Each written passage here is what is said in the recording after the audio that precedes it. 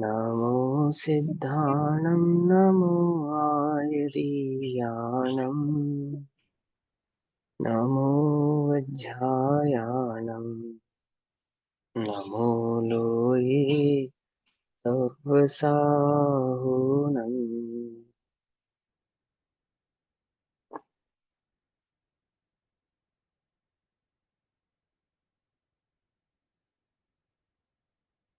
नमः समय साराय स्वानुभूत्याचिकासते चित्स्वभावाय भावाय सर्वभावान्तरच्छिदे।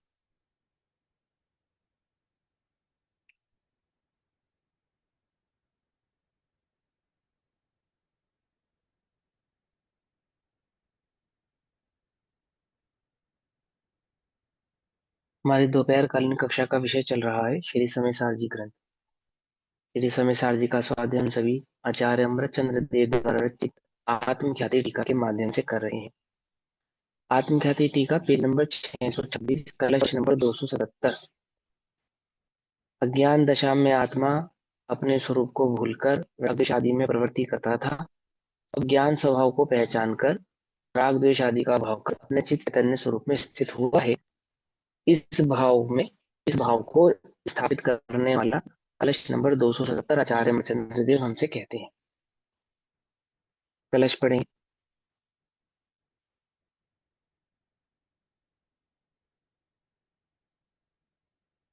यस्माद्वदेतं भूत्यपुरा स्वयपरयो भूतं यतोऽत्रान्तरन् रागद्वेष परिग्रहे सति यतो जातं क्रियाकारकै भुञ्जाना च यतो न भूतिरखिलन् खिन्ना क्रियायाः फलम् त्वद्विज्ञानघनोगमं न मधुना किंचिन्न किंचित किल। क्या कहते हैं आचार्य देव?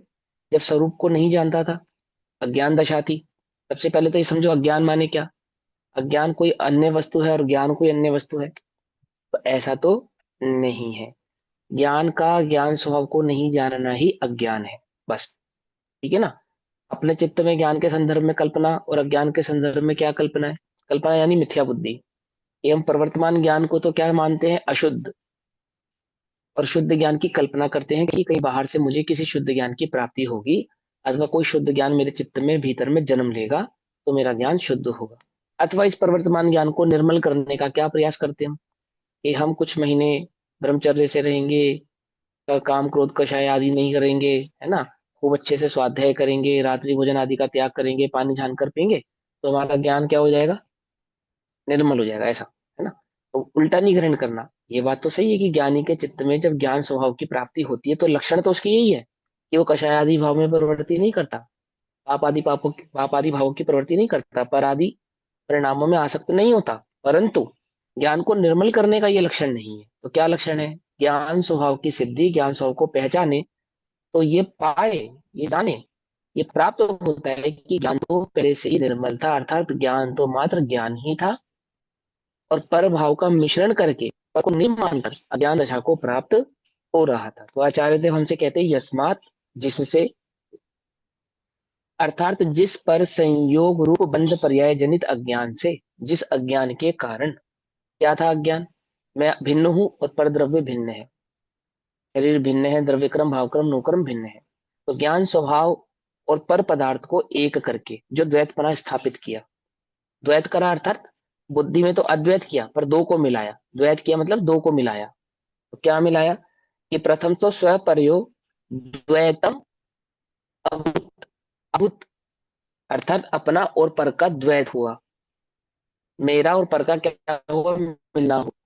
कैसे मिलना हुआ? मेरे ज्ञान के कारण, मेरे ज्ञान के कारण मेरा और पर का द्वैत भाव हुआ, यानी कि मिलना हुआ। अर्थात स्वयं पर के में मिश्रित पनारूप भाव हुआ। कैसा परिणाम उत्पन्न हुआ? मुझे जो राग द्वेष का परिणाम है, वो किसका परिणाम है? उसको मिश्रित परिणाम कह रहे हैं। स्वयं और पर के मिश्रित पन्ने के परिणाम का नाम ही अज्ञान है। राग द्वेष और मिथ्यात्वादी मोहवादी परिणाम है। एक अकेला जीव का भी नहीं कह रहे और एक अकेला पुद्गल का भी नहीं कह रहे। क्या कह रहे हैं कि जीव का जो ज्ञान भाव है, उस ज्ञान ने जब स्वरूप को नहीं पहचाना और ज्ञान ने ही जो पर बुद्धि करी, तो ज्ञान प्लस परासक्ति, ऐसे दो भाव, ऐसे दो परिणाम, पर बुद्धि, पर में एकत्व बुद्धि और ज्ञान, ऐसे दो चीजें मिल गई तो क्या हुआ कि वो अज्ञान आदि भाव प्रकट हुआ। तो क्या कहते हैं, मिश्रित भाव हुआ। मिश्रित इसलिए कह रहे हैं ना, अकेला जीव का कहेंगे तो स्वभाव हो जाएगा, और अकेला पुद्गल का कहेंगे तो जड़ को भी करना चाहिए। समझ में आई बात, नहीं समझ में आई? अकेला जीव का परिणाम है तो क्या दोष आता है, ये सिद्धों के अर्यंतों के भी होना चाहिए, स्वभाव होना चाहिए। और अकेला पुद्गल का कहें तो क्या दोष आता है कि वह पुद्गल जो चैतन्य के भाव के साथ नहीं है, ऐसा जड़ पदार्थ भी राग द्वेष करते करना वाला होना चाहिए। है क्या, दोनों बातें सही है क्या? नहीं है। तो राग द्वेष को किसका परिणाम कहें हम, वास्तव में किसका परिणाम कहें? कि मिश्रित परिणाम है। समझे नहीं समझे? मिश्रित परिणाम। अब कंफ्यूज नहीं होना, कर्ता कर्म और निमित्त नैमित्तिक दो कथन होते हैं ना। तो जीव का अज्ञान भाव जीव के राग द्वेष आदि का कारण है, पर के कारण नहीं होता। ये बात भी समझने वाली बात है। परंतु पर की संयोग दृष्टि किए बिना भी नहीं होता, है ना। अपनी दृष्टि करे तो नहीं होता है, और पर के संयोगिक भाव की दृष्टि किए बिना राग द्वेष उत्पन्न होता नहीं है। इसलिए किसको इसको क्या कहते हैं, मिश्रित भाव कहते हैं। पकड़ में आ रही है बात, नहीं पकड़ में आ रही है ना? अपने को राग द्वेष है या नहीं है? यह है, क्यों है? क्यों है? स्वभाव की खबर नहीं है, और बुद्धि या उपयोग पर आश्रित है, उसके कारण है। कर्म क्यों दे के कारण है ना। हम तो अज्ञाता है, हम तो राग द्वेष के करता नहीं है। और राग द्वेष तो अपनी समय की पर्याय से उत्पन्न होते हैं और चले जाते हैं, और मैं तो ज्ञाता रहता हूँ। ऐसा ही है ना। ऐसा छल ग्रहण नहीं करना, बात बिल्कुल सत्य है वो, कि स्वयं समय की पर्याय से उत्पन्न होता है और होकर चला जाता है, और जीव उसका ज्ञाता ही रहता है, कर्ता नहीं होता। परंतु जीव के अज्ञान भाव का कर्ता कौन है? कौन है? जीव स्वयं। जीव है। हाँ, समझ में आई बात। हाँ, ये राग समझने वाली एक बात है। राग वाली बात बताना, आपने क्या बोला कि जो राग भाव हुए वो अपनी तत्समय की योग्यता से स्वयं हुए। हाँ, और तत्समय की योग्यता से उत्पन्न होने वाली पर्याय है, और तत्समय की योग्यता के आधार से उत्पन्न होकर विलीन हो जाती है ने। ज्ञान ज्ञान स्वभाव से ही स्थिर रहता है। ये बात सत्य है। लेकिन जो ज्ञान स्वभाव को जानता है ना, उनके लिए सत्य है। जो ज्ञान स्वभाव को नहीं जानते उनके लिए, बोलो ये भैया। कैसी है? जिसको हीरे का लक्षण नहीं मालूम, नहीं मालूम, उसके पास हीरा पड़ा है, तो बात तो सही है, हीरा है वो। लेकिन वो हीरा उसके किस काम का? वो तो उसे कांच समझता है। बात समझी नहीं? हीरे की अपेक्षा से देखने पर तो हीरा ही है, उसमें आपत्ति नहीं है। भले ही उसको उसका वो पारखी नहीं है, उसको जानने वाला नहीं है। परंतु जिसके पास वो है उसको क्या लाभ है उस हीरे से? वो तो उसे कांच ही समझ रहा है ना। ऐसे ही ये बात तो पक्की है कि राग द्वेष आदि मोहादि परिणाम वो तत्समय की योग्यता से उत्पन्न होते हैं और होकर चले जाते हैं। जीव कोरा ज्ञाता ही रहता है, ये बात पक्की है। इसमें कोई दो राय नहीं है। परंतु उस ज्ञान स्वरूप को जानता है क्या? ऐसा ज्ञाता तो अनादि से है। ऐसा ज्ञाता तो एक इंद्रिय भी है। तो बोलो, वह एक इंद्रिय सुखी है या दुखी है? सुखी है या दुखी है? दुखी है। क्यों? ज्ञान स्वभाव है, वो तो ज्ञाता होना चाहिए। दुखी कैसे है? दुखी कैसे है? ज्ञान ज्ञान स्वभाव उसका से स्वभाव नहीं है। नहीं, अज्ञान। तो उपाय करे या नहीं करे कुछ? हाँ, करना चाहिए। क्या उपाय करेगा? एक इंद्रिय क्या उपाय कुछ करेगा? नहीं कर सकता वो। मैं नहीं कर सकता, पर जो कर सकते हैं वो तो कर नहीं सकते कर हैं। सकते। हाँ, हम भी नहीं कर सकते। वो क्यों? वेद ज्ञान नहीं कर हम भी सकते? नहीं कर सकते। हाँ, यही तो बात है, हम भी नहीं कर सकते। लेकिन लेकिन लेकिन क्या कहते हैं आचार्य देव, कि जीव क्या कर सकता है? ज्ञानाद अन्यत करोति किम। तो हम क्या कर रहे हैं? हम तो क्या? सिर्फ ज्ञान ही कर रहे हैं। क्या कर रहे हैं? कि मैं ज्ञान स्वभाव ही हूँ, इस भाव का ज्ञान कर रहे हैं। इसका निर्णय होवे उसको, है ना, निर्णय का जो पुरुषार्थ है। तो जीव का जो पुरुषार्थ है वो भी ज्ञानमय है, ये है बात। जो मेरा पुरुषार्थ है ना, वो भी ज्ञानमय है, ये समझाने के लिए है ये बात। अगर मैं अपने पुरुषार्थ को मन वचन काया के आधार से देखूंगा तो मिथ्या है, तो गड़बड़ है। और मैं अपने पुरुषार्थ को अपने ज्ञान स्वभाव से देखूंगा तो सम्यक है। क्या है मेरा पुरुषार्थ? ज्ञान के सिवा मैं कुछ नहीं कर सकता। तो अभी मैं क्या कर रहा हूँ कि ज्ञान ही कर रहा हूँ। और ज्ञान स्वभाव को पहचानने का क्या कर रहा हूं मैं? ज्ञान कर रहा हूँ। और ज्ञान को निर्मल करने का क्या उपाय है? कि ज्ञान स्वभाव को पहचान कर ज्ञान में स्थिर होना ही ज्ञान स्वभाव को निर्मल करने का उपाय है, ज्ञान की क्रिया को निर्मल करने का उपाय है।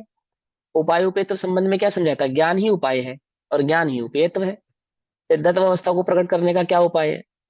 बोले अनुभव, आत्मानुभूति। और अनुभूति का क्या उपाय है? कि ज्ञान में ज्ञान स्वभाव का निर्णय होवे तो वह अनुभव को प्राप्त होता है। और वही अनुभूति क्या है? चौथे, पांचवें, छठे, सातवें, आठवें, नौवें, 10वें, 11वें आदि समस्त गुण स्थानों को और गुण स्थानातीत हो जाने का एकमात्र उपाय क्या है? आत्मानुभव। और अनुभव में आत्मा ने क्या जाना? यही तो जाना, आत्मज्ञानम स्वयं ज्ञानम ज्ञान अदन्यत करोति किम। यही तो जाना, और थोड़ी कुछ जाना है ना। तो देखो कहते हैं यस्मात् मिश्र पना रूप भाव हुआ। मिश्र पना समझ में आया ना क्यों हुआ? यत्तः अत्र अंतरम भूतम, द्वैत भाव होने पर। अब जब द्वैत भाव हुआ उसके अंतर क्या हुआ? होने पर जिससे स्वरूप में अंतर पड़ गया। स्वरूप में अंतर पड़ गया। स्वरूप तो था क्या? अबंध, निर्मल, सिद्धत्व और ज्ञाता, ये तो स्वरूप था। अब इसमें अंतर पड़ गया। क्या हो गया? बंध स्वरूप, संसारी, दुखी, ये अंतर पड़ गया, है ना। यथा राग द्वेष परिग्रह सती, और स्वरूप में अंतर पड़ने पर जिससे राग द्वेष का ग्रहण हुआ। स्वरूप में अंतर पड़ने से अर्थात स्वरूप की दृष्टि छूटने से क्या हुआ? राग द्वेष आदि का ग्रहण पना हुआ। अब इससे ये अर्थ मत निकालना कि पहले स्वरूप में स्थित था और बाद में स्वरूप में अंतर पड़ा। वो तो स्वभाव समझा रहे हैं कि अज्ञानी का कैसा भाव है कि पराश्रित बुद्धि होने पर अज्ञान के कारण पर में द्वैतपना करके मैंने ऐसे मिश्र भाव उत्पन्न हुए, राग द्वेष आदि के भाव उत्पन्न होते हैं। और वे राग और द्वेष आदि का जो ग्रहणपना होता है, राग द्वेष के ग्रहण होने पर जिससे क्रिया के कारक उत्पन्न हुए। क्रिया के कारक उत्पन्न हुए अर्थात राग द्वेष का क्रिया है, राग द्वेष क्रिया है। और उसका जो कारक है, कारक कौन है? वो कर्मादि का आश्रव बंधादि भाव। तो क्या कहते हैं? अर्थात क्रिया और कर्ता कर्मादि कारकों का भेद पड़ गया, यानी कि जीव बंध को प्राप्त हुआ। इसके कारण राग द्वेष आदि के कारण। इसी बात को बंध अधिकार में समझाया ना, बंधे एक रागादि अशुद्ध उपयोग सो। राग आदि की अशुद्ध उपयोगिता जीव के बंध का कारण है। यथा च अनुभूति क्रिया, अब उससे छूटने का क्या उपाय है? यतः च अनुभूति ही क्रिया अखिलम फलम भुंजाना खिन्ना, अर्थात कारक उत्पन्न होने पर जिससे अनुभूति क्रिया के समस्त फलों को भोगती हुई खिन्न हो गई। कारक उत्पन्न होने पर अर्थात कर्मादि के बंधादि को होने के कारण, राग द्वेषादि होने के कारण क्या हुआ? खिन्नता हुई, अनुभूति में खिन्नता हुई, अर्थात आत्म अनुभव जो आत्म वैभव था उसमें खिन्नता हुई, यानी कि सुख में बाधा पड़ी, चैतन्य भाव में बाधा पड़ी। फिर क्या हुआ? तत्व विज्ञान घन ओग मगनम, वह अज्ञान अब विज्ञान घन के समूह में मगन हुआ। वह अज्ञान भाव जो पर में आसक्त हो रहा था, वो पराशक्ति छोड़कर अब स्वभाव में मगन होता है, अर्थात ज्ञान रूप में परिणमित हुआ है। अधुना किला किंचित न किंचित, इसलिए अब वह सब वास्तव में कुछ भी नहीं है। वह सब मतलब आश्रम, वन, संवर, निर्जरा, ये वास्तव में कुछ भी नहीं है। क्या है? एक ज्ञान भाव ही अब रह गया है। पर संयोग से ज्ञान ही अज्ञान रूप परिणमित हुआ था।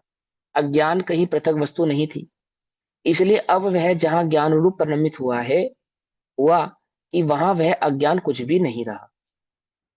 ठीक है ना। अज्ञान का कोई भी भाव नहीं रहा। अज्ञान भाव से संबंधित जितने भी भाव थे वो कुछ नहीं रहे। कब? जब ज्ञान ज्ञान स्वभाव में परिणत हुआ तब। अज्ञान के निमित्त से राग द्वेष क्रिया का कर्तृत्व, क्रिया के फल का सुख दुख का भोक्तत्व आदि भाव होते थे, वे भी विलीन हो गए। समय जी की ही भाषा में समझे तो अज्ञान के कारण क्या होती थी? कर्ता बुद्धि होती थी और भोक्ता बुद्धि होती थी। तो वही ज्ञान चेतना कर्म चेतना और कर्मफल चेतना रूप प्रवृत्त होती थी। अब उसने जो ज्ञान स्वभाव को जाना तो कर्म चेतना और कर्मफल चेतना का तो हो गया अभाव, और क्या रह गया? एक ज्ञान चेतना भाव मात्र वहां पर रह गया। एकमात्र ज्ञान ही रह गया है। एकमात्र ज्ञान कहने का मतलब एकमात्र ज्ञान गुण नहीं। एकमात्र ज्ञान कहने का क्या तात्पर्य है? अनंत पूछो। धर्मात्मक, अनंत गुणात्मक। हाँ, ऐसा होने पर भी ज्ञान भाव ही क्यों कहते हैं उसको? ध्रुव है, ये भी बात बिल्कुल सही है। लेकिन भी नहीं रहा, राग द्वेष भी नहीं रहा। एकमात्र ज्ञान ही रह गया है। क्योंकि ज्ञान से ही इसको तो थोड़ा, जानने में आ रहा है, इसीलिए हाँ एक मतलब में राग ज्ञान द्वेष होगा। मिलेगा वहां पे। देखो अब वो सारी बातें जो आप कहते हो ना, ये जितनी भी बातें आप कहते हो बिल्कुल करेक्ट है, आपकी बातें गलत नहीं है ना। लेकिन एक भी दृष्टि जहां जानी चाहिए वो समझो। एक ज्ञान भाव कहने के पीछे का क्या कारण है कि अनंत के अनंत गुण एक ज्ञान भाव रूप होकर ही जानने में आएंगे। एक पूरा का पूरा जो आत्म द्रव्य है ना, वो एक ज्ञान भाव होकर ही ज्ञान का विषय बनता है। एक चैतन्य भाव होकर ही ज्ञान का विषय बनता है। बात समझ में आती है ना। सुख भी, चारित्र भी, है ना, दर्शन भी, वीर्य भी, जो अचैतन्य के अनंत गुण हैं, वे अनंत के अनंत गुण कैसे हैं? एक ज्ञान भाव वाले ही हैं। अलग अलग हैं ऐसा मत समझ लेना कि ज्ञान दर्शन सुख वीर्य चैतन्य आदि सब ज्ञान है, ऐसा नहीं कह रहे हैं। लेकिन जो अनुभव में आएंगे, जो जानने में आएंगे, एक ज्ञान भाव होकर ही आते हैं। वो वह आत्मा जब दिखाई देगा, अनुभव में आएगा, तो कैसा होगा? दिखाई देगा इन सेंस आंखों वाला दिखाई देगा, नहीं रूपी नहीं, अनुभव में आएगा। तो कैसा अनुभव में आएगा?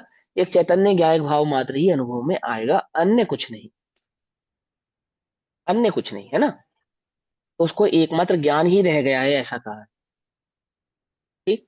इसलिए अब आत्मा स्व पर के त्रिकालवर्ती भावों का ज्ञाता दृष्टा होकर जानते देखते ही रहो। अर्थात अब केवल ज्ञान प्रकट होने के बाद क्या कर रहा है? त्रिकालवर्ती पर्याय का ज्ञाता दृष्टा ही है। अब ये आपने अपेक्षाकृत जो भी बात है। ज्ञान को लिया है वो ज्ञान अनंत गुणों की अपेक्षा से लिया है, मतलब उसके जो पर्याय वाले भाव होते हैं वो चीज नहीं ली।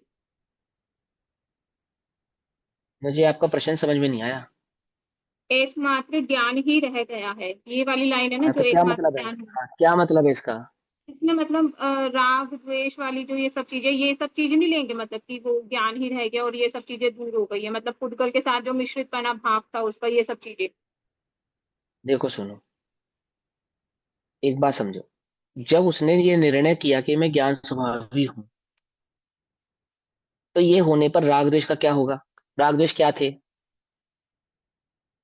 राग द्वेष थे क्या? अज्ञान उसका। तो देखो पहली लाइन में क्या लिखा है? अज्ञान कहीं पृथक वस्तु नहीं थी, लिखा तो है। कोई अलग वस्तु तो थी नहीं वो, कि वो चली गई और कोई नई वस्तु आ गई, ऐसा तो कुछ नहीं हुआ। ज्ञान कोई नई वस्तु है, अज्ञान कोई अलग वस्तु है, ऐसा तो नहीं है। ज्ञान हम्म। और अज्ञान क्या है? ज्ञान के ही दो भाव हैं। एक ज्ञान भाव के ही दो भाव हैं। वही ज्ञान जो परासक्त था, उसको हम अज्ञान कह रहे थे। उसने पर की दृष्टि छोड़ दी, अब क्या हुआ? अब एक ज्ञान भाव मात्र रह गया। अब एक ज्ञान भाव कहने का तात्पर्य क्या है? कि कोई एक ज्ञान गुण अथवा कोई ज्ञान की एक पर्याय नहीं है। वहां ज्ञान भाव कहने का तात्पर्य क्या है? स्यादवाद से सिद्धि कर चुके ना पहले उसकी, कि वह अनंत गुणात्मक असंख्यात प्रदेशी एक द्रव्य है। एक द्रव्य है। और वह द्रव्य कैसा है? एक चैतन्य ज्ञायक भाव मात्र है। तो दोनों दोनों बातें हैं उसमें। ज्ञान भाव कहने का मतलब एक ज्ञान गुण वाला है, ऐसा नहीं। चैतन्य मात्र ही और रह गया एक, बस। और एक चैतन्य ज्ञायक भाव का अनुभव है, ऐसा भी। दोनों बात। ठीक। इसलिए अब आत्मा स्वपर के त्रिकालवर्ती भावों का ज्ञाता दृष्टा होकर जानते देखते ही रहो, क्योंकि जानन भाव है ना, और वहां पे जानन भाव का लक्षण एकमात्र है सुपर ज्ञान ही प्रकाशक। रह गया, इसका भाव फिर से स्पष्ट करना भैया एक बारी, जो आप बताते हो ना, मेरे माइंड से स्किप हो रहा है उसका अर्थ वापस। देखो हम क्या बताते हैं, आचार्य देव बताते हैं। हम्म, आचार्य बता रहे हैं ज्ञान का स्वभाव हाँ शायद ज्ञान से। मात्र ही रह गया।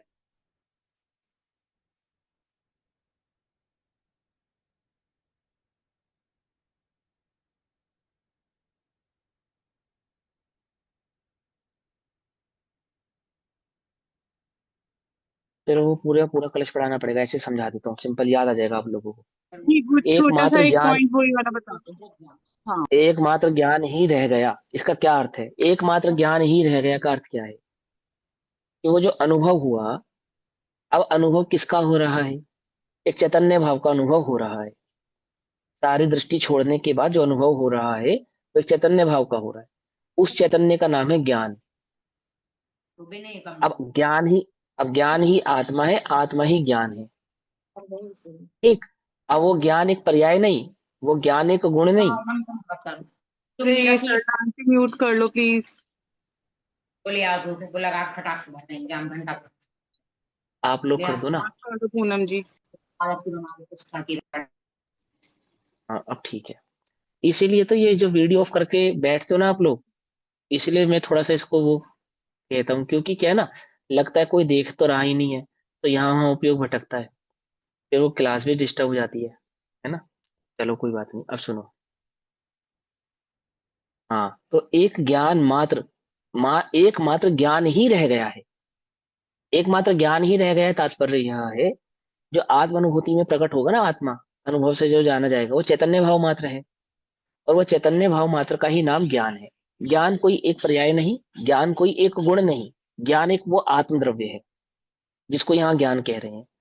वह आत्म द्रव्य जो जाना जाएगा वो चैतन्य भाव है ना, उस जानन भाव का नाम है ज्ञान भाव। कैसा है वो द्रव्य? असंख्यात प्रदेशी अनंत गुणात्मक है, ज्ञान इसका निर्णय कर चुका है, और एक ज्ञान भाव होकर वहां पे वह स्थिर हुआ है, चैतन्य भाव मात्र होकर वहां पे स्थिर हुआ है, ठीक है ना। पूर्वोक्त प्रकार से ज्ञान दशा में पर की क्रिया अपनी भाषित न होने से, इस प्रकार से पूर्वोक्त प्रकार से अर्थात पर की दृष्टि छोड़कर एक चैतन्य ज्ञान भाव का अनुभव करने पर क्या होता है कि पर की जो क्रिया है उस ज्ञान दशा में अपनी नहीं भाषित होती। इस समय सार की व्याख्या करने की क्रिया भी मेरी नहीं है। कौन कह रहा है ये? जिन्होंने समय सार जी की इतनी बड़ी टीका लिखी ना आत्मख्याति, ऐसे हमारे चंद्रदेव कह रहे हैं कि ये जो व्याख्या हुई है ये भी मेरी नहीं है, मैं तो एक ज्ञान ज्योति मात्र हूँ, एक ज्ञायक भाव मात्र हूँ, ज्ञाता ही मात्र हूँ। और जो ये जो लिखा गया समय सार आदि ग्रंथ, ये तो इस टीका का कर्ता भी मैं नहीं हूँ, शब्दों की है, यानी पुद्गल के शब्दादि जो भाव है, वर्णादि शब्दादि जो भाव है वे ही है, बस उन्हीं का परिणमन है, मेरे द्वारा किया गया इसमें कुछ नहीं है। इस अर्थ का समय सार की व्याख्या करने की अभिमान रूप कषाय के त्याग का सूचक श्लोक अब कहते हैं। हम तो दो चार लाइनें भी लिखे तो उसके नीचे नाम ठोक दें अपना, और अगर कोई नाम बदल दे तो कितना बुरा लगता है कि भैया हमने लिखी थी तुमने नाम बदल दिया इसका, है ना। और वो टीका के अंत में क्या लिख रहे हैं कि ये भी मेरे द्वारा की गई नहीं है, ऐसा। श्लोक नंबर या कलश नंबर 278। शक्ति संसूचित वस्तु तत्व वै वैयार्घ्यकृत्यं समयस्य शब्दैः स्वरूपगुप्तस्य न किञ्चिदस्ति कर्तव्यमेवामृतचन्द्रसूरैः। स्वशक्ति संसूचित वस्तु तत्व शब्द है, जिनने अपनी शक्ति से वस्तु के तत्व यथार्थ स्वरूप को भली भांति कहा है, ऐसे शब्दों ने क्या कहा? शब्द क्या कहते हैं? जिन्होंने इस वस्तु के स्वरूप को भली भांति कहा है, एक प्रकार से कहा है, ऐसे इन शब्दों ने। किसने कहा है? शब्दों ने कहा है, मैंने नहीं कहा। आई वसन में अभी इस समय कहने का कर्ता कौन है? मैं हूं या शब्द है? सुनने का कर्ता कौन है? तुम हो है या उपयोग परिणाम है? समझे ना। अब उपयोग और मैं तो अलग अलग नहीं है, लेकिन इसमें एक बात समझने वाली है कि जो जीव का वास्तविक परिणाम है, जो मेरा वास्तविक परिणाम है, वो तो है जानन भाव। तो शब्दों का जो उच्चारण होता है उस उच्चारण का मैं ज्ञाता हूं, वो उच्चारण जो तुम्हारे जानने में आते हैं उसके तुम ज्ञाता हो। पकड़ में बात नहीं, समझ में है ना। कहने वाला मैं नहीं, करने वाला मैं नहीं। क्यों नहीं मैं कहने वाला और करने वाला? कि मैं कहना तो कुछ और चाहता हूँ, बहुत कुछ चाहता हूँ, सब कुछ तो नहीं कह पाता हूँ। जितना मैं जानता हूँ उतना कह नहीं पाता हूँ, जितना मैं समझता हूँ उतना कह नहीं पाता हूँ, है ना। और कई बार कहने का परिणाम कुछ और होता है, भूल जाते हैं, शब्द उच्चारित नहीं होते, अथवा शब्दों में त्रुटि हो जाती है, सुंदर नहीं निकलते। ऐसा होता है या नहीं होता है? मैं करता कहाँ हूं इसका? अपनी अपनी क्रियावती शक्ति से स्वयं प्रणमित होते हैं, कहते हैं स्वशक्ति, स्वशक्ति स्वसंचित संसूचित वस्तु तत्व शब्द है, जिसने अपनी शक्ति के वस्तु के तत्व अर्थात यथार्थ स्वरूप को भली भांति कहा है, ऐसे शब्दों ने। शब्दों की अपनी शक्ति है, वो अपनी शक्ति से कहा है। इयम समस्या व्याख्या, इस समय की व्याख्या ब्रैकेट में आत्म वस्तु का व्याख्यान अथवा समय प्रावृत की टीका, ठीक है ना। जो आत्मा के संदर्भ में इस समय सारजी टीका में आत्मा की प्रसिद्धि की गई है, उसके स्वरूप को समझाया गया है, कृता की है स्वरूप गुप्तस्य अमृत चंद्र सूरय। स्वरूप गुप्त, स्वरूप गुप्त, है ना। एक चैतन्य ज्ञायक भाव में जो गुप्त है, अर्थात जिन्होंने अपने स्वद्रव्य, स्वक्षेत्र, स्वकाल और स्वभाव का उल्लंघन नहीं किया है। ठीक है ना। स्वरूप गुप्त, अपने स्वरूप से जो बाहर नहीं आए हैं, जिन्होंने अपने स्वरूप का त्याग नहीं किया है, गुप्त है अर्थात स्थित है। अमूर्तिक ज्ञान मात्र स्वरूप में गुप्त ठहरे हुए अमृत चंद्र सूर्य का इसमें किंचित एव कर्तव्यम नास्ति, कुछ भी कर्तव्य नहीं है।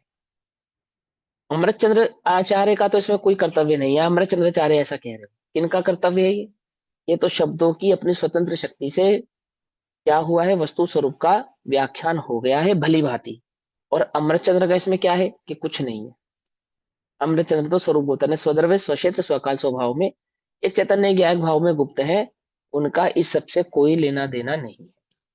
शब्द तो पुद्गल है, वे पुरुष के निमित्त से वर्ण पद वाक्य रूप से परिणमित होते हैं, इसलिए उनमें वस्तु स्वरूप को कहने की शक्ति स्वयमेव है। क्योंकि शब्द का और अर्थ का वाच्यवाचक संबंध है। शब्द का और अर्थ का, शब्द और शब्द का जो भाव है उसमें क्या संबंध है, वाच्यवाचक पना है। माने शब्द कहते हैं अपने भाव को, शब्द पढ़ने से शब्द अपने भाव को स्वयं ही क्या कर देते हैं, प्रेषित करते हैं। इस प्रकार द्रव्य श्रुति की रचना शब्दों ने की है, यही बात यथार्थ है। द्रव्य श्रुति की रचना किसने की है, शब्दों ने की है। अभी 2-3 दिन क्लास पहले हमने समझा था ना, द्रव्य श्रुति की स्कंद आदि की रचना कहाँ होती है, कैसे होती है, सब समझे थे ना। और जो भाव श्रुति की रचना है वो कहाँ हुई है, कहाँ हुई है कि मेरे ज्ञान में, अंतरंग में जो मेरा, नहीं, मेरे अंतरंग में जो मेरा चैतन्य ज्ञायक भाव का अनुभव। अनुभव भाव है, अनुभव है ना, एकत्वपना ज्ञान से मेरा, वो मेरा भाव श्रुत है। और भाव श्रुत कभी क्या नहीं होता, अपने स्थान को छोड़कर बाहर जाता नहीं है। जो जाता है वो कौन है, जो मेरा नहीं, अर्थात जो बाहर में रचना है वो सारा द्रव्य श्रुत। और इस द्रव्य श्रुत के आधार से जो तुम्हारे चित्त में उत्पन्न होगा वो क्या है, वो है भाव श्रुत। अभी तुम्हें समय सार की जो गाथा है याद है, याद याद याद, है ना। समय सार की जो तुम्हें गाथाएं याद है, जो उनके भाव याद है, टीकाओं के अर्थ भी याद है, वर्षा जी, वो भाव श्रुत है या द्रव्य श्रुत है। जो हमें टीकाएं याद है, जो हमें गाथाएं याद है ना, जो हम चिंतन करते हैं, जो हम अंतरंग में अपने भेद विज्ञान करते हैं, है यहाँ पे नहीं है, ऑनलाइन नहीं है वर्षा जी, चलो कोई और किसी और से पूछें। हूँ मैं। हाँ, हाँ बताओ, ये द्रव्य श्रुत कहलाएगा या भाव श्रुत कहलाएगा, जो हम अंतरंग में चिंतन कर रहे हैं, विचार कर रहे हैं, भेद विज्ञान कर रहे हैं, ये द्रव्य श्रुत है या भाव श्रुत है। प्रवृत्त होगा विचार करेंगे तो। तत्वों का विचार कर रहे हैं ना, तो क्या कहलाएगा ये, विचार यदि ज्ञान कर रहे हैं तो ज्ञान भावश्रुत है, और यदि हम उनको मन में सोच रहे हैं, मतलब द्रव्य मन से सोच रहे हैं, तो द्रव्यश्रुत होगा वो। ऐसा नहीं कि पूरा द्रव्य का मन से पूरा सोच रहे हैं। द्रव्य सुख है उनका। हाँ, द्रव्य मन नहीं सोचेगा, सोचेगा तो सब कुछ भाव मन ही है ना। द्रव्य भावश्रुत। मन का तो निमित्त है, हाँ जी।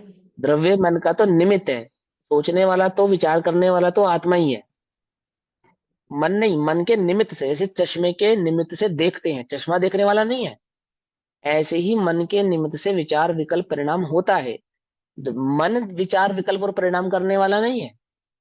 प्रश्न यह है कि जो मेरे चित्त में जो तत्व संबंधी विचार हैं, तत्व संबंधी विकल्प हैं, तत्व संबंधी परिणाम हैं, क्या वे द्रव्य श्रुत हैं या वे भाव श्रुत हैं, ये प्रश्न है, बस द्रव्य इतना सा। सुख है, द्रव्य सुख है वे, पूरे पूरे द्रव्य सुख है। हाँ, वेरी गुड, बहुत बढ़िया, वो सारे के सारे द्रव्य श्रुत हैं। आई बस समझ में, भाव श्रुत क्या है, ये भाव श्रुत है एकमात्र आत्मा में एकत्वपना। मेरे अपने स्वभाव की जो जो मेरा ज्ञान गुण है, जो मेरा दर्शन गुण है, जो मेरा चारित्र गुण है, उस मेरे दर्शन ज्ञान चारित्र गुण का जो मैं ही आश्रय ले रहा हूं, मेरे दर्शन ज्ञान चारित्र गुण ने किसका आश्रय लिया, जो मेरा ही आश्रय लिया, मेरा ही अनुभव करा, अर्थात ज्ञान ने जब ज्ञान को जाना, वो ज्ञान का भाव श्रुत। जब चारित्र ने स्वयं में स्थिरता प्रकट की तो क्या हुई, चारित्र की भाव श्रुतपना। और श्रद्धा क्या है, कि मैंने जो मेरी श्रद्धा उत्पन्न की, जो श्रद्धा भाव उत्पन्न हुआ, वो क्या है? वो है भाव श्रुतपना। इसके सिवा अन्य कुछ भी क्या नहीं है? भाव श्रुत में भाई भाव साहब श्रुत मैं नहीं है। बताऊं कि भाव श्रुत में कोई विकल्प, कोई विचार, कुछ नहीं चलता, सिर्फ रमणता चलती है। उसमें कोई भी बाहर की कोई चीज नहीं आती। अंदर की आत्मा की, आत्मा में रमणता चलती है। चाहे वो चारित्र हो, चाहे ज्ञान हो, चाहे दर्शन हो। दर्शन में तो एक बार अब श्रद्धा हो आगे, गई, सो ये दो चीज पूर्णता अब होने के आगे, लिए ये ऐसा ही होता है। अब आगे सुनो, अब आगे सुनो, ध्यान से सुनना। कि जब तक आत्मानुभूति नहीं हुई थी, वो जो विचार, वो जो विकल्प और वो जो परिणाम द्रव्यश्रुत थे, वही विचार, वही विकल्प, वही परिणाम अब भावश्रुत कहलाते हैं। समझ में आई बात? ज्ञानी के समस्त भाव ज्ञानमय कहलाते हैं, अज्ञानी के समस्त भाव अज्ञानमय कहलाते हैं। समझ लो ध्यान से। छठे सातवें गुण स्थानों में भी होने वाला जो परिणाम है, विचार है, वो सब भावश्रुति है। घबराओ मत, डरो मत, चिंता नहीं करो, समझो भाव को, स्वरूप को समझो। जब तक चैतन्य ज्ञायक भाव का अनुभव प्रकट नहीं किया, अनुभव प्रकट करने से पूर्व की अवस्था में चलने वाला ज्ञान में जो तत्व विचार है, वो द्रव्य श्रुति ही है। लेकिन वो आत्म अनुभव तो भावश्रुत है ही। आत्मानुभूति के बाद वर्तने वाले सम्यक दर्शन के साथ वर्तने वाला मोक्ष मार्ग से संबंधित समस्त परिणाम, वो भाव श्रुति ही है। आई बात समझ में या नहीं समझ में आई? क्यों है भैया वो भाव तो श्रुत? जब जब तक भाई सब क्यों? एक बार अनुभव हो गया, वो अनुभव काल में तो शून्यता हाँ, आ जाती है। जब पूरी तरह शून्यता, हाँ, आत्मा ही रहता है, मतलब उसका उसी में मिला हाँ, हुआ। हाँ, तो हाँ, उसके बाद हाँ, हाँ, वो ये आई, एक पर्याय आई और एक समय की वो छूट गई। उसके बाद जो हाँ, विकल्प चलते हैं, विचार चलते हैं, हाँ, वो वो भी सब भाव श्रुत हैं। लेकिन कौन से? लेकिन कौन से? वो जो रत्नत्रय स्वयं के लिए। संबंधी, मोक्ष मार्ग हाँ स्वयं, संबंधी जो भाव वही मेरे है ना, स्वयं के उसको लिए। भाव श्रुत। ठीक। समझे ना? वो जो, वो जो मोक्ष मार्ग संबंधी विकल्प है, मोक्ष मार्ग संबंधी विचार है ना, स्वरूप संबंधी जो विकल्प है, विचार है, तत्व संबंधी जो विचार और विकल्प है, वो सबके सब भाव श्रुत के ही भेद है। समझे या नहीं समझे? क्या समझे? है ना? आचार्य अमृतचंद्र ये शब्दों को द्रव्यश्रुत कह तो रहे हैं, लेकिन आचार्य अमृतचंद्र के चित्त में उत्पन्न होने वाला जो आत्मख्याति का भाव है, जिसका निमित्त पाकर ये शब्द कहाँ से आए, उन शब्दों को रचना में किसी का निमित्त है या नहीं है? इन शब्दों को जो मेरे मुख से निकल रहे हैं, इसमें किसका निमित्त है? निमित्त, निमित्त है या नहीं है? जैसे पानी का गिलास, तो गिलास को पानी का निमित्त होने पर पानी का गिलास कहा। हाँ, ऐसे आत्म परिणाम का निमित्त होगा, आत्म परिणाम का निमित्त है। तो वो आत्म परिणाम द्रव्य श्रुत है या भाव श्रुत है? समझे? हम यदि वो सब ज्ञानी का परिणाम है, यदि वो आत्म अनुभव करने वाले उस ज्ञानी का परिणाम है, तो वो भाव श्रुत है। और यदि वो अज्ञानी का परिणाम है, भले ही वो ऐसा का ऐसा ही क्यों ना हो, तो द्रव्य श्रुत है। तो फिर से समझाता हूँ। तो जैसे जो परिणाम निकले या जो शब्द निकल रहे हैं, तो वो तो पुद्गल का साथ लेके निकल, शब्द वरना पुद्गल, हाँ, हाँ, वो उसका हाँ, साथ सही लेके है। निकल रहे हैं। हाँ, वो सब द्रव्य श्रुत है, शब्द द्रव्य श्रुत है, लेकिन हम्म। शब्द को निमित्त किसका है? मेरा। हाँ, ज्ञान का निमित्त है ना, भाव का निमित्त है ना, हाँ। जीव के हाँ उपयोग का निमित्त है ना।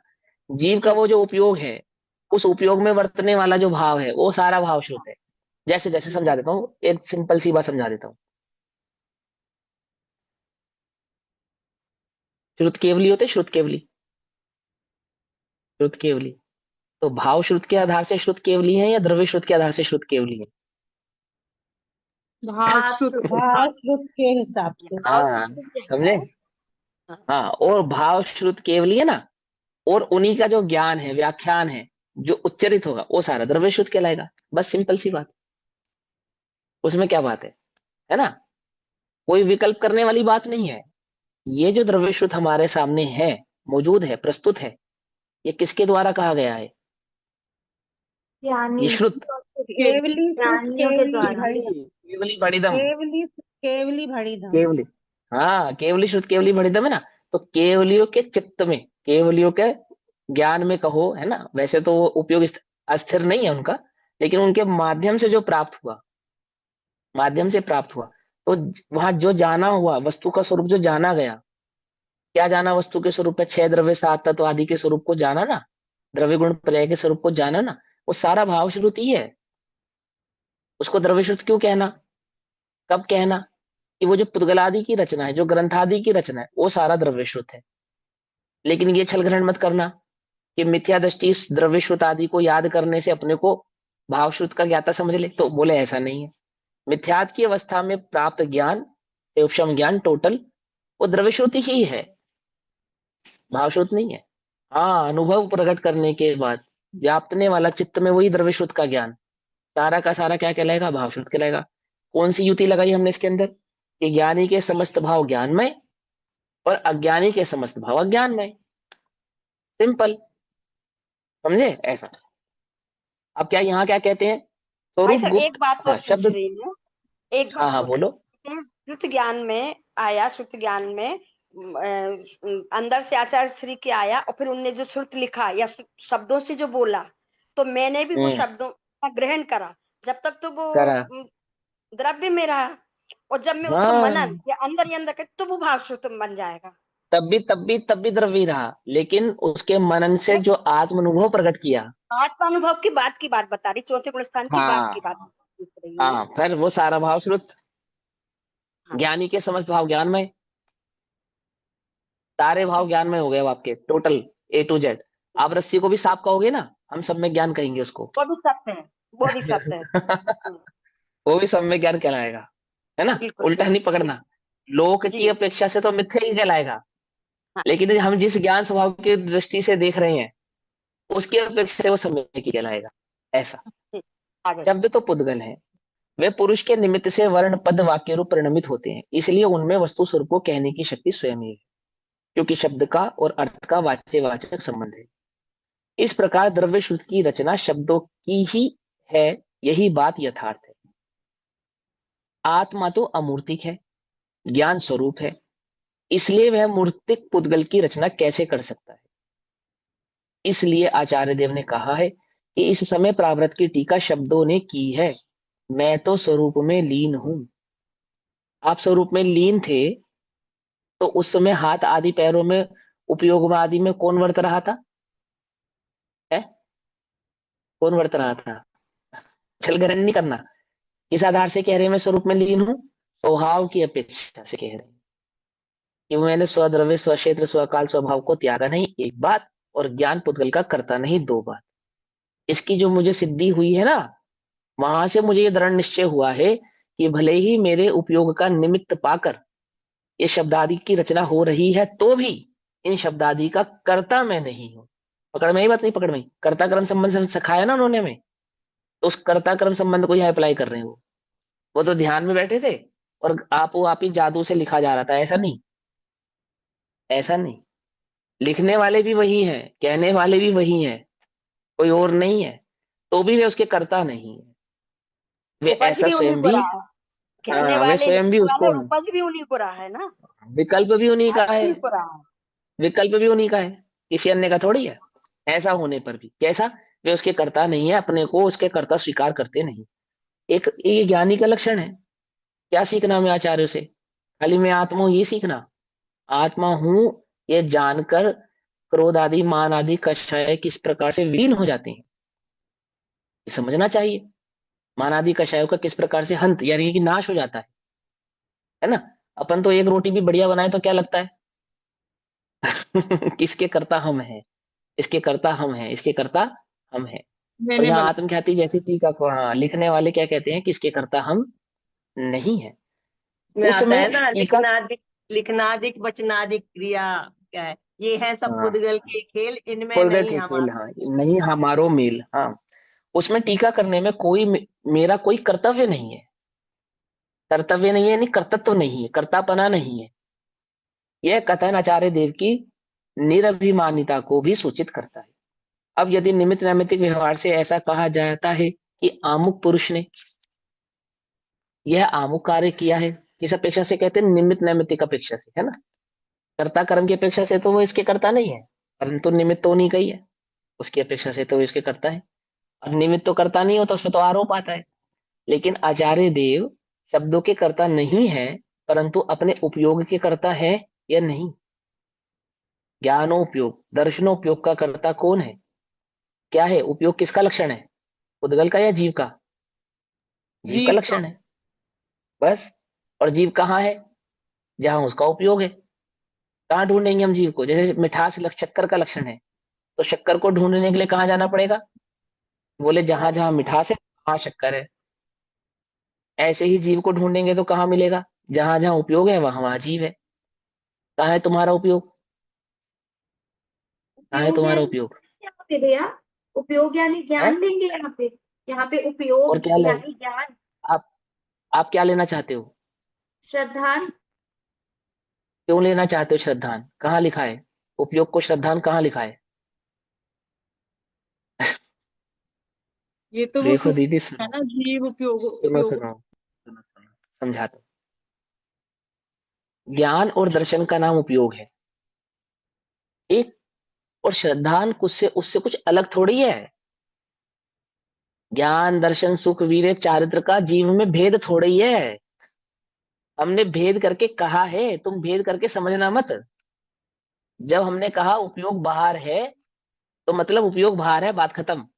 जीव ही बाहर है ऐसा समझो तुम तो। क्यों? अखंड है ना, अखंड। हाँ ठीक है, सम्यक दर्शन की अपेक्षा से वहां एकत्व हुआ है तो भी उपयोग बाहर जाता है, तो उसको बाहर होने वाला कहते नहीं है। लेकिन वहां कषाय का सद्भाव होगा या नहीं होगा? बिना कषाय के सद्भाव के ज्ञान उपयोग बाहर हो जाएगा? बोलो। चाहे चाहे अनंतानुबंधी की दशा हो और अनंतानुबंधी के अभाव की दशा हो, तो प्रत्याख्यान अप्रत्याख्यान नरसंजुलन जो भी कषाय का सद्भाव है, उसके कारण चारित्र की अस्थिरता ही तो है उपयोग का बाहर होना। उपयोग का बाहर होना और चारित्र गुण की अस्थिरता ही तो है। और क्या है? समझे या नहीं समझे? अगर चारित्र गुण अस्थिर नहीं होता तो ज्ञानोपयोग बाहर होता? बोलो। ऐसा क्यों हो रहा है भैया? वो तो चारित्र है, ज्ञान में क्यों हो रहा है? अरे अखंड है आत्मा भाई, अखंड है आत्मा। अखंड है वो आत्मा। समझ में बात? नहीं समझ में आई? अलग नहीं है। ठीक चैतन्य का अनुसरण उपयोग सब मिलके आ गया। है ना? तो अब क्या समझा रहे थे हम? हाँ, कि चैतन्य कहाँ है, आत्मा कहाँ है, कि जहाँ उसका उपयोग है। तो यह आचार्य अमरचंद्र का उपयोग के बिना ही लिखा गया। तो निमित्त नैमित्तिक संबंध की अपेक्षा से, तो निमित्त किसका था? आचार्य अमरचंद्र के उपयोग का। और उपयोग के कर्ता तो वो स्वयं ही है। वो तो कोई परद्रव्य नहीं है, शब्द के कर्तव्य नहीं है। शब्द के कर्ता तो पुद्गल ही है। लेकिन वो शब्द जिस निमित्त से लगे, जिस निमित्त से उत्पन्न हुए, वो निमित्त है उपयोग। और उस उपयोग के कर्ता कौन है? वो आचार्य अमरचंद्र देव है। तो उपयोग की अपेक्षा से इस समय सार को करने वाला कौन? इस समय सार की आत्मख्याति टीका को करने वाला कौन? उपयोग की अपेक्षा से वही जीव, वही अमरचंद्र नाम के नाम से विख्यात वही जीव जिसका उपयोग इसमें लगा था। आई बात समझ में? नहीं समझ में? क्या समझे? कुछ समझे या नहीं समझे? आमुख कार्य किया है। इस न्याय से यह आत्मख्याति नामक टीका भी अमृत चंद्राचार्य की ही है। इसलिए इसके पढ़ने सुनने वालों को उनका उपकार मानना भी युक्त है, क्योंकि इसके पढ़ने सुनने से पारमार्थिक आत्मा का स्वरूप ज्ञात होता है, उसका श्रद्धांत तथा आचरण होता है, मिथ्या ज्ञान श्रद्धांत तथा आचरण दूर होता है, और परंपरा से मोक्ष की प्राप्ति होती है। ठीक है ना? परंपरा मतलब दर्शन ज्ञान चारित्र के एक रूप होने वाले अनुसरण के आधार से, रत्नत्रय की परंपरा है वो, रत्नत्रय की परंपरा। मुमुक्षुओं को इसका निरंतर अभ्यास करना चाहिए। इस प्रकार श्री समेसार की, श्रीमद भगवत कुंद कुंद आचार्य देव प्रणीत श्री समेसार परमागम की, श्रीमद अमृत चंद्राचार्य देव विरचित आत्मख्याति नामक टीका समाप्त हुई। समाप्त हुई या शुरू हुई है? कि उनके द्वारा लिखित टीका की अपेक्षा से समाप्त हुई, और हमारे चित्त में उत्पन्न हुई भेद ज्ञान ज्योति की अपेक्षा से उत्पन्न हुई, शुरू हुई। एक बार समझ में? जो मेरा चित्त आपके द्वारा बतलाए गए इस मोक्ष मार्ग, इस वस्तु स्वरूप में रमा है, मेरा उपयोग जो इस ओर गया है, तो मेरे चित्त में तो इस समय सार नामक ग्रंथ की उत्पत्ति हुई है, शुरुआत हुई है। पूर्णता कब होगी? पूर्णता रत्नत्रय कब होगी? कल ज्ञान के टाइम। हाँ, पूर्णता है वह सिद्धत्व अवस्था को प्राप्त होकर ही पूर्ण होती है। उससे उसके बीच की अवस्था क्या है? साध्य अवस्था, साध्य अवस्था, उपाय है ना? उपायत्व। हाँ, उपाय। उपायत्व है ना, उपाय उपाय उपेयत्व, उपेयत्व तो सिद्धत्व है और ये उपाय है। तो ये जो भेद विज्ञान की ज्योति, अब अभी थोड़ा और रुको। तो वह समय सार की टीका जो यहाँ समाप्त हुई है, अब हम अपने से पूछे क्या हमारे चित्त में उत्पन्न हुई है या नहीं हुई है? है ना? कब कोशिश चल उत्पन्न होती है? हाँ, उत्पन्न नहीं हुई है, वो अनुभव से उत्पन्न होती है। आत्मानुभूति के काल में, वो चौथा गुण स्थान जिसको करना योग स्केल करेगा, है ना, वह आत्मानुभूति के काल में जब मेरा ये ज्ञान भाव है ना, ये एकत्व करेगा मुझसे अपने स्वभाव से, तब क्या होती है? वह समय सार नामक व्याख्या शुरू करती होती है। अपूर्ण कब होती है और साध्य अवस्था पूर्ण कब होती है? जो केवल ज्ञान के साथ अनंत दर्शन अनंत सुख अनंत वीरे, केवल ज्ञान नहीं, अनंत दर्शन अनंत सुख अनंत वीरे भाव को प्रकट करने वाली उस सिद्धत्व अवस्था के साथ पूर्ण होती है। ठीक। अब पंडित जयचंद्र जी भाषा टीका पूर्ण करते हुए कहते हैं, जो हिंदी टीका है ना पंडित जयचंद्र छाबड़ा जी की, वो कहते हैं, कुंद कुंद मुनि की यो गाथा बंद प्राकृत है। हिंदी है, सिंपल है। आचार्य कुंद कुंद देव ने प्राकृत की गाथा की है। कुंद कुंद मुनि की यो गाथा बंद प्राकृत है, प्रावृत समय शुद्ध आत्म दिखावनु। इस आत्मा को दिखावने अर्थात अनुभव कराने के लिए, दिखाना मतलब अनुभव कराना। सुधा चंद्र, सुधा माने अमृत, अमृत का ही पर्यायवाची शब्द है सुधा। सुधा चंद्र सूरी करिक संस्कृत टीकावर आत्मख्याति नाम यथा तथ्य भावनु, देश की वचनिका में लिखी जाए चंद्र पड़े, संक्षेप अर्थ अल्प बुद्धि को पावनु। लिखने वाले, इसकी टीका लिखने वाले आचार्य अमृतचंद्र कह रहे हैं इसमें मेरा कुछ कर्तव्य नहीं है। उस टीका का हिंदी रूपांतरण करने वाले जयचंद्र छाबड़ा जी क्या कह रहे हैं? मैं अल्प बुद्धि हूँ, मेरे द्वारा जो हो गया सो हो गया, जो भी कुछ कहा गया, पर कैसा हूं मैं? संक्षेप अर्थ कहने में अल्प बुद्धि के कारण संक्षेप अर्थ ही कह पाया। लिखने वाले तो कह रहे हैं हमने किया नहीं, कुछ भाषा वचनिका वाले कह रहे हैं हम अल्प बुद्धि वाले हैं, परंतु इसको पढ़ने वालों को, हमको ऐसा भ्रम हो गया है कि हम तो कैसे हैं, है? अमोघ ज्ञानी है, अमोघ, समझे? है कोई विश्व में जो हमसे टक्कर ले सके? हमसे पूछो, हम बताते तुम्हें समय सार में क्या लिखा है? देश की वचनिका में लिखी जाए चंद्र पढ़े, संक्षेप अर्थ अल्प बुद्धि को पावन, पढ़ो सुनो मान लाए शुद्ध आत्मा लखाए। लखाए माने देखना, देखना माने अनुभवना। पढ़ो सुनो मन लाए शुद्ध आत्मा लखाए, ज्ञान रूप गहो चिदानंद दर्शावनु। समय सार अविकार का वर्णन, समय सार अविकार का वर्णन करण सुनंत, द्रव्य भाव नो कर्म तजी आत्म तत्व लखंत। इस प्रकार इस समय प्राभृत अथवा समय सार नामक शास्त्र की आत्मख्याति नाम की संस्कृत टीका की देश भाषा में वचनिका लिखी है।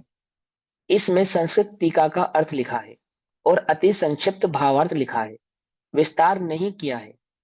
क्यों नहीं किया है? हम कर तो सकते थे, हमने किया नहीं है, ऐसा नहीं। विस्तार करने की हमारी सामर्थ्य नहीं है, जितना जान पाए उतना कह पाए, ऐसा। ठीक है ना?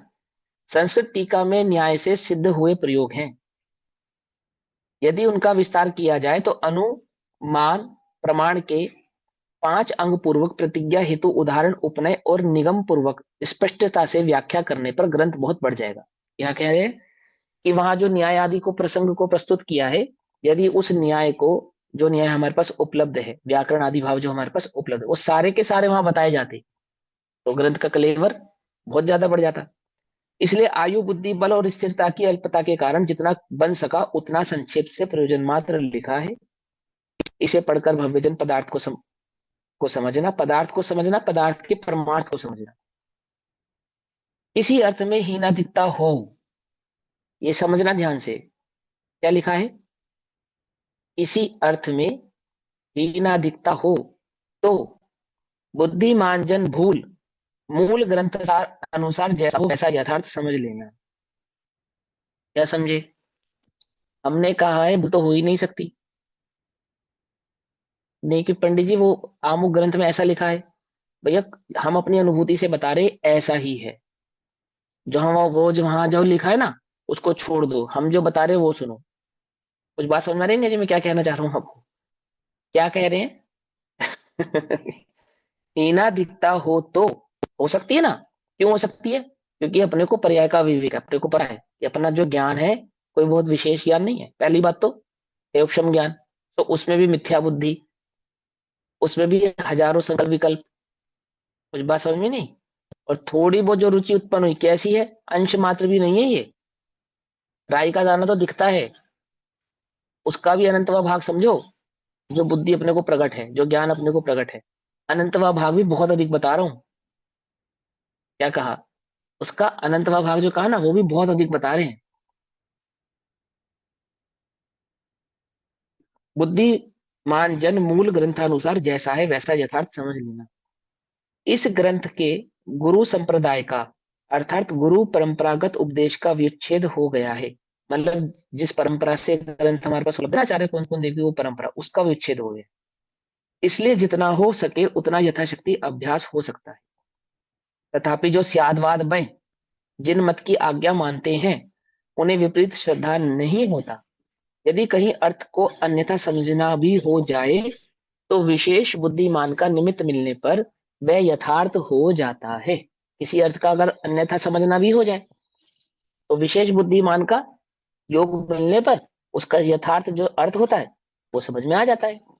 जिन मत के श्रद्धालु हठग्राही नहीं होते। क्या कहा? जिन मत के श्रद्धालु क्या नहीं होते? हठग्राही नहीं होते। क्या मतलब है इसका? क्या मतलब है इसका? देवी देवता दिहाड़ी के आगे भी झुक जाते हैं, वो देव गुरु शास्त्र के आगे भी झुक जाते हैं, और ज्यादा हट नहीं करते। मिथ्या को भी स्वीकार कर लेते हैं, सम्यक को भी स्वीकार कर लेते हैं। ये है इसका अर्थ है। जिन मत के श्रद्धालु हठग्राही नहीं होते का मतलब यह है कि आगम आदि के आधार से, आगम आदि के संदर्भ में, आगम आदि का जो ज्ञान उनको प्राप्त होता है उस ज्ञान में यदि कोई त्रुटि होती है और उस त्रुटि का सुधार यदि आगम आदि के आधार से कोई अन्य जन करता है तो उसको सहजता से स्वीकार कर लेते हैं। है ना?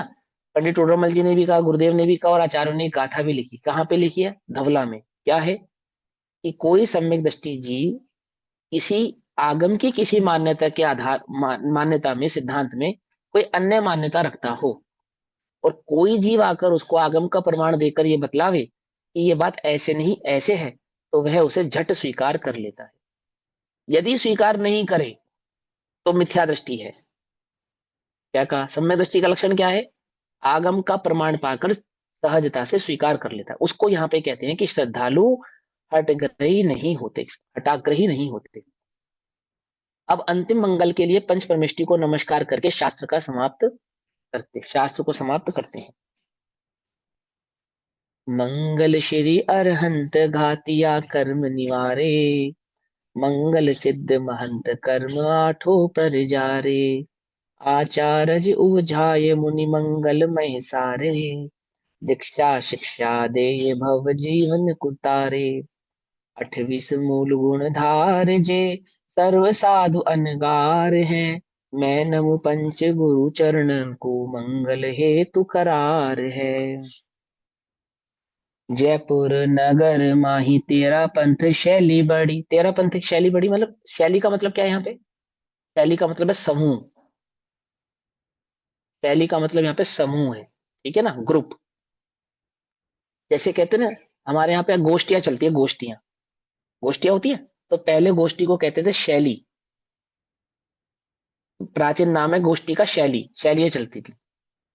तो क्या कहते हैं? जयपुर नगर माही तेरा पंथ शैली बड़ी, बड़े बड़े गुनी जहां पढ़े ग्रंथ सार हैं।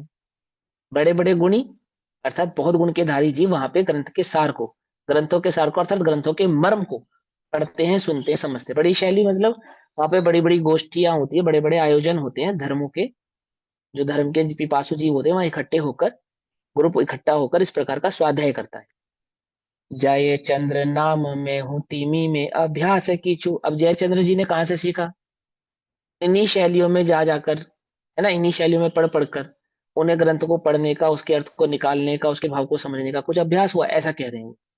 जय चंद्र नाम मैं हूँ, तीनी में अभ्यास की चुकियो बुद्धि सारु धर्म राग ते विचार है। समय सार ग्रंथ ताकि देश के वचन रूप, भाषा करी पढ़ो सुनो करो निर्धार है। आपा पर भेद जानी, हे त्यागी उपादेय, गहो शुद्ध आत्म को यह बात सार है। बस यही एक बात सार है, जो हे है उसको त्याग दो, जो उपादेय उसको ग्रहण कर लो। और उपादेय में क्या है? आत्मभाव, उसको ग्रहण कर लो। संवत्सर विक्रम तनु अष्टादश शत और 64 कार्तिक बदी दशे पूर्ण ग्रंथ सुठोर। डेट लिख दी उन्होंने कि जब उस ग्रंथ की जो टीका, भाषा टीका पूरी हुई। इस प्रकार श्रीमद् भगवत कुंद कुंदाचार्य देव प्रणीत समय प्रावृत नामक प्राकृत गाथा बद्ध परमागम की श्रीमद् अमृत चंद्राचार्य देव विरचित आत्मख्याति नामक संस्कृत टीका अनुसार पंडित जयचंद्र जी कृत संक्षेप भावार्थ मात्र देश भाषा में वचनिका के आधार से श्री हिम्मतलाल जेठालाल शाह कृत गुजराती अनुवाद का हिंदी रूपांतरण समाप्त हुआ। और इसी भावना के साथ हम सभी से विराम लेते हैं। सभी को जय जिनेन्द्र। ओम नमः सिद्धेभ्यः। निज निधि निज में बताई यह अनंत उपकार है, उसके लिए जिनवाणी माँ को वंदना शतबार।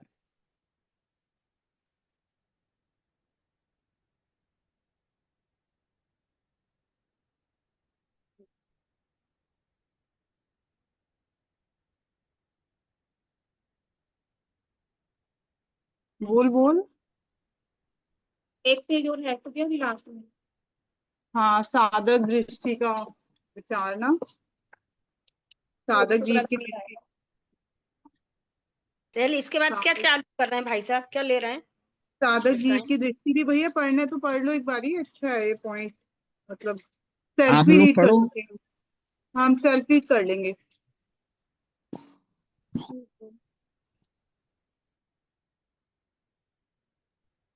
क्या हुआ? बोलो नेहा। नहीं, खुद करना है तो खुद कर लेंगे। अभी तो समय हो गया। आपको पढ़ना है तो मैं पढ़ देता हूँ, कोई बात नहीं। बोलो, पढ़ो। हाँ पढ़ लो एक बारी। कल कर लेंगे, नहीं तो फिर नया ग्रंथ भी शुरू कर लेंगे साथ साथ। पढ़ू नहीं पढ़ू? पढ़ लो पढ़ लो, कहीं जाना है? अध्यात्म अपने में जाना, और कहाँ जाना है? बाहर कहीं नहीं जाना है। सच्चाई तो यही है। अध्यात्म में सदा निश्चय नहीं मुख्य है, उसी के आश्रय से धर्म होता है। इसके आश्रय से धर्म होता है निश्चय। निश्चय नय की है ना बात, माने स्वभाव के आश्रय से। नयों के आश्रय से धर्म नहीं होता है। नय के द्वारा बतलाया गया जो स्वभाव है, उसके आश्रय से धर्म होता है। तो उसके आश्रय से धर्म होता है क्योंकि उसको बतलाने वाला नय है, तो कथन शैली में ऐसा कहते हैं। शास्त्र में जहां विकारी पर्यायों को व्यवहार में से कथन किया जाए, वहां भी निश्चय नय को ही मुख्य और व्यवहार नय को गौण करके आश्रय है, ऐसा समझना। क्योंकि पुरुषार्थ द्वारा अपने में शुद्ध पर्याय प्रकट करने अर्थात विकारी पर्याय टालने के लिए सदा निश्चय नय ही आदरणीय है। निश्चय नय ही आदरणीय, फिर समझ लो, वस्तु स्वरूप ही आदरणीय है, नय आदरणीय नहीं है।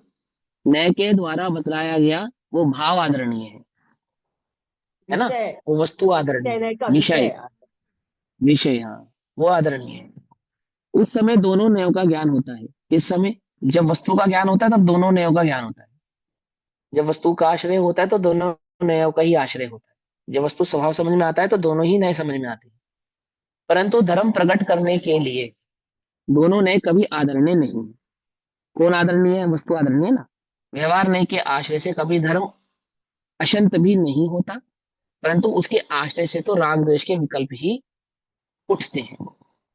छह द्रव्य, उनके गुण और उनकी पर्यायों के स्वरूप का ज्ञान कराने के लिए कभी निश्चय नय की मुख्यता और कभी व्यवहार नय की गौणता रखकर कथन किया जाता है, और कभी व्यवहार नय को मुख्य करके तो तथा निश्चय नय को गौण रखकर कथन किया जाता है। स्वयं विचार करें, उसमें भी कभी निश्चय नय की मुख्यता और कभी व्यवहार नय की मुख्यता की जाती है। शैली समझा रहे हैं आपको कि कहने की शैली तो निश्चय व्यवहारात्मक होती है, उसमें कभी निश्चय मुख्य होता है, कभी व्यवहार मुख्य होता है। मोक्षार्थी मुमुक्षु जीव को किसको मुख्य करना चाहिए? वस्तु स्वरूप को मुख्य करना चाहिए। और उस वस्तु स्वरूप को समझने के लिए कहीं निश्चय की मुख्यता हो, सो वहां निश्चय से समझना चाहिए, कहीं व्यवहार की मुख्यता हो, सो वहां व्यवहार से समझना चाहिए। परंतु क्या नहीं होना चाहिए? शब्द मलिच्छ नहीं होना चाहिए। ऐसे ही मैं कहता हूं नए मलिच्छ भी नहीं होना चाहिए। ठीक है ना? क्या नहीं होना चाहिए? नए मलिच्छ। नए मलिच्छ जीव का क्या स्वरूप है? नए मलिच्छ जीव का ये स्वरूप है, वो ये कहता है द्रव्य न्योग पढ़ो, अन्य ग्रंथ मत पढ़ो। निश्चय निश्चय तो पढ़ो और व्यवहार को मत समझो। ये कौन है? शब्द मलिच्छ, नए मलिच्छ जीव। एक और उदाहरण दो नए मलिच्छ का। पर्याय की बातें भी मत करो, ऐसा कहते हैं पर्याय की तो ऐसा चर्चा नहीं है, भी मत नहीं ऐसा नहीं। अब नए मलिच्छ का मतलब देखो, निश्चयभाषी नए मलिच्छ है, सीधी सीधी बात। निश्चयभाषी जीव क्या है? वो नए मलिच्छ ही तो है ना? और देखो, जैसे मन वचन काय की प्रवृत्ति है ना, ये व्यवहार धर्म है। और आत्मा में अंतरंग में आत्मा की अनुभूति, ये निश्चय धर्म है। ऐसा है या नहीं? ऐसा है या नहीं? बोलो ना। नहीं तो फिर क्या है? सरोज आंटी जी ने गर्दन हिलाई है, तो क्या है फिर? व्यवहार क्या है फिर? जो मन वचन काया की प्रवृत्ति है वो तो व्यवहार का भी व्यवहार है। हाँ, फिर व्यवहार क्या है? आत्मा में रमणता का प्रयास करना व्यवहार है। वो भी व्यवहार नहीं है। सम्यक दर्शन ज्ञान चरित्र भेद रूप व्यवहार होता है। अनुभव के बाद की दशा व्यवहार है, और हाँ, जो बाहर का अनुभव। मन वचन काया होता है वो व्यवहार का भी व्यवहार है। हाँ, सब कुछ गड़बड़ है ये सब जो हमारे विचार है ना, ये सब गड़बड़ है एकदम। सबसे पहला नियम याद करो, सबसे पहला नियम, नियम का नियम ये है कि वस्तु की परिरूपणा में लगेंगे, वस्तु में नहीं लगेंगे। पहला नियम ये है। तुम सारे के सारे वस्तु में घटा रहे हो, टोटल के टोटल वस्तु में नहीं घटेंगे। जब हम वस्तु वस्तु स्वरूप को समझाएंगे तब लगेंगे। पहला नियम तो ये है। अब दूसरा नियम, जो निश्चय सापेक्ष होगा वो व्यवहार होगा। अर्थात जो निश्चय का परिचायक होगा, सापेक्ष का कहने का मतलब है जो निश्चय को दर्शाने वाला होगा, वो व्यवहार होगा। समझे नहीं समझे? क्यों? अब आत्मा कैसा है? रूपी है या अरूपी है? अरूपी है। आत्मा सूक्ष्म है या स्थूल है? सूक्ष्म है। उस अरूपी और उस सूक्ष्म आत्मा की दशा को कौन बतलाता है? कौन बतलाता है? परिणामी योग। करणानी। तो करणानी हुआ व्यवहार। आई बात समझ में? और उस करणान योग का जो परिचायक है, परिचायक है अर्थात उस स्थिति भाव को समझाने वाला है। जैसे वहां पे परिणामों को समझाते ना, अच्छे और बुरे परिणामों को समझाते ना, उन परिणामों को बदलाने वाला चरणन योग है। तो बात समझ में नहीं आई? या अभी समय लगेगा समझने में। सुनो, मैं इसको पूरा कर देता हूँ, फिर कभी समझाऊंगा। अध्यात्म शास्त्र में भी जिस जीव की विकारी पर्याय जीव स्वयं करता है, इसलिए होती है, और वह जीव का अनन्य परिणाम है। अनन्य मतलब जीव से कोई अलग परिणाम नहीं है। कौन सा? जीव की विकारी पर्याय जीव से कोई अलग परिणाम नहीं है। ऐसा व्यवहार ने से कहने में समझने में आता है, परंतु वहां प्रत्येक समय निश्चय ने एक ही मुख्य तथा आदरणीय है, ऐसा ज्ञानियों का कथन है। मतलब स्वभाव ही आदरणीय है, ये कहना कथन है। शुद्धता प्रकट करने के लिए कभी निश्चय ने आदरणीय है और कभी व्यवहार ने आदरणीय है, ऐसा मानना वह भूल है। तीनों काल अकेले निश्चय नय के आश्रय से ही धर्म प्रकट होता है, ऐसा समझना चाहिए। निश्चय नय की विषयभूत आत्मद्रव्य को का आश्रय लेने से ही, अर्थात स्वभाव का आश्रय लेने से ही क्या प्रकट होता है? धर्म प्रकट होता है। और स्वभाव को समझने के लिए निश्चय नय की शैली को समझना पड़ेगा। ठीक है? ऐसा साधक जीव प्रारंभ से अंत तक निश्चय की ही मुख्यता रखकर व्यवहार को गौण ही करते जाते हैं। इसलिए साधक दशा में निश्चय की मुख्यता के बल से साधक को शुद्धता की वृद्धि ही होती जाती है और अशुद्धता चलती ही जाती है। इस प्रकार निश्चय की मुख्यता के पूर्ण बल से केवल ज्ञान होने पर वहां मुख्य गुणपना नहीं होता और नय भी नहीं होता, अर्थात नयातीत हो जाता है। अर्थात वहां पे फिर नयों का कोई पक्षपात रहता नहीं। ऐसा ही साधक जीव की दृष्टि का स्वरूप समझ। ओम नमः शिवाय। जय जैन सभी को। कल प्रवचन सारजी स्वाध्याय शुरू करना है ना? प्रवचन सारजी